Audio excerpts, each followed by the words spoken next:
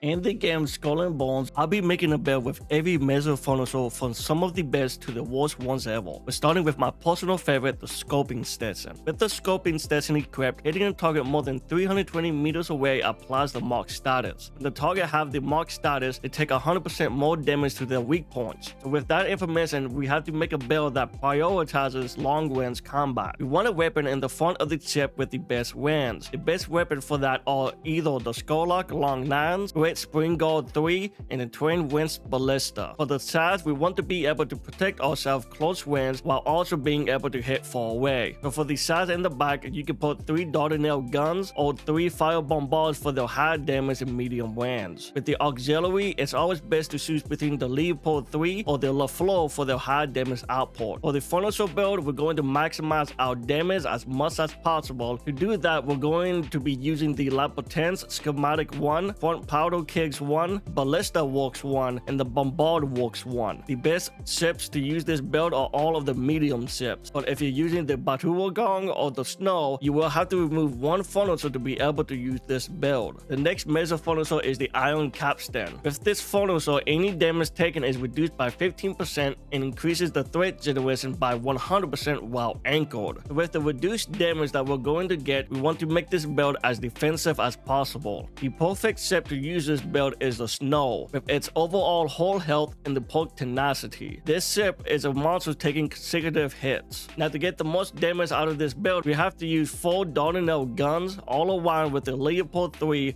or the LaFleur for the auxiliary. For the best furniture build, we'll be using Double Plank Hull 1, 1 Pantry 1, and the Bombard Works 1 to add more damage for the Dardanelles. Next on the list is the Munition Mixer. This furniture increases the duration of flooded and a blaze effect applied to enemy ships by 100%. However, it reduces damage dealt from these effects by 30%. With this furniture, we'll be making a flooded and a ablaze build. For the ablaze build, we'll be using the same buck because of the scorched pork. The weapon we'll be using are the Gemgemma 3, mainly because of the radar and burning pork. We'll also be using the Rocket 3 for the auxiliary rather than the Leopold 3 for more fire damage. The rest of the furniture build will be La Potence Schematic 1, Demi Cannon Works 1, Gunpowder Bench 1, and the Spike Warhorn 1. With this build, we'll be able to continuously start the ablaze effect and attack with our crew every time. For the flood build, I released a video a month ago and will add a link to it. With the Mezzo Furniture water tank, you'll be able to brace longer from any damage. The only chip you'll be using is the Snow because of its perk Tenacity. With this perk, it will recover brace strength by 4% per second while bracing. Also, it will increase the brace strength by 50% and the strength recovery of your bracing by 150%. The weapons we want to use are for close range and long range, so we're going to be adding the Dardanelle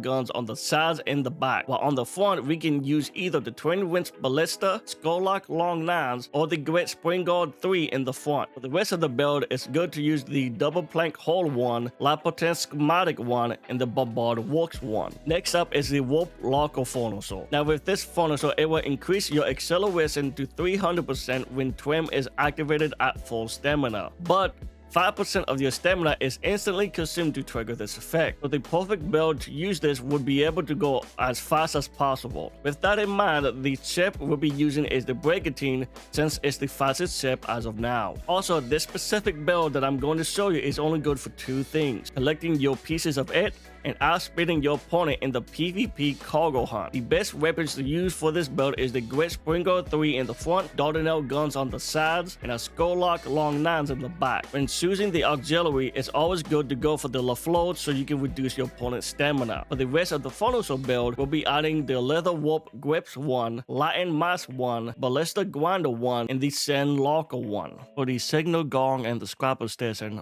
both of these furnitures will be using the same exact build. 2 chips we'll be using is the Sandbuck or the Brigantine, depending if you're using 4 Gemgemma 3 or 4 Carronades for the Brigantine. For the auxiliary, the Rockets 3 is perfect if you're using the Gemgemma 3, while the Leopold 3 is good if you're using the Carronades. The rest of the build is the Lapotin Schematic 1, Hot Swan Call 1, Gunpowder Bench 1, and the Spike Warhorn 1. If you're using the carronades or weapons that flood, then switch the Gunpowder Bench 1 with the Covon Walks 1. This photo sword is for all the hero out there with the Force Edge Station. With this photo sword equipped, it increases the repair amount of your repair weapons by 30% for ships with less than 33% of whole health. Now remember, this build is only for healing allies not doing any damage. The only perfect time to use this would be if you're doing a big boss event like the La Peste Final Showdown. Also, the only ship you should ever use for this build is the Bark because of its perk Revitalize. In the front and back, the Repel Long Gun 3 will be perfect, while the Repel Bombard 3 can be on the sides. For the auxiliary, the Repel Bombard 3 is perfect since it's the only repel model we have as of now. As we're going to be a full-on hero, the rest of the build consists of the Joinery Workshop 1, Double Plank Hole 1, Grindstone 1, and the Blazing Furnace 1. The Raking Station is a very interesting Meso Phonosaur. Let me explain. With this Phonosaur equipped, you recover 1% of whole health per second when your whole health is less than 20%. Now combine that with the box ship and the Armor Black Prince, you basically become unsinkable. So for the weapons, I wanted to get as much damage as possible, so I went with 4 Dardanelle guns. For the auxiliary, you can choose between the Leopold 3 or the LaFleur. As for the rest of the Phonosaur build, I went with La Potence Schematic 1, Bombard Works 1, Bombard Grinder 1, and the Bombard Powder House 1. These last 3 Meso Phonosaur, however, are my least favorite to make any build. For example, the World 1 reduces your crew stamina depletion by 50% while trimming in combat. While this sounds good on paper, there's not really a good build that would make this specific Phonosaur better. You could argue that a full stamina build with the Leather Warp Grips 1, Steroid Galley 1, and the 1 Pentu 1 would be good. But honestly, what would be the sole purpose for that? If you think I'm overseeing something, comment down below and tell me. I honestly would like to know. The next worst one is the Megaphone. With the Megaphone, consecutive hits decrease the reload time by 0.5% up to a maximum of 15%. Also, this effect resets after 10 seconds. Now let's say you use the Flooding Demi Cannon 3, which is the lowest reload weapon in the game. It would still not even be worth it. Again, you could argue just to use the Gemma 3, but again, you have better Meso Phonosaur to use with the Gemma 3 like the Scrapper Station or the Signal Gong. Last but not least is the Gunner Quadrant. With this Phonosaur equipped, it would decrease the reload time by 50% for the same weapon used to destroy a weak point from at least 320 meters range. This also applies only to the first shot from the weapon. I don't think I even need to explain how bad this Phonosaur sounds. The Scoping Station is 100 times better, plus you can do 100 times more damage because of the mark status from the Scoping Station. Now even though I said these last 3 Phonosaurs are pretty bad, I'm very optimistic that maybe they will be better in the later season. But as of now, they're pretty bad to use in my opinion. Since I now made a build with every Meso Phonosaur in the game, was it even worth it? Honestly, I would say yes it was. There are so much different combinations that you can make with them, which to me is the fun part of the game. Now I do agree,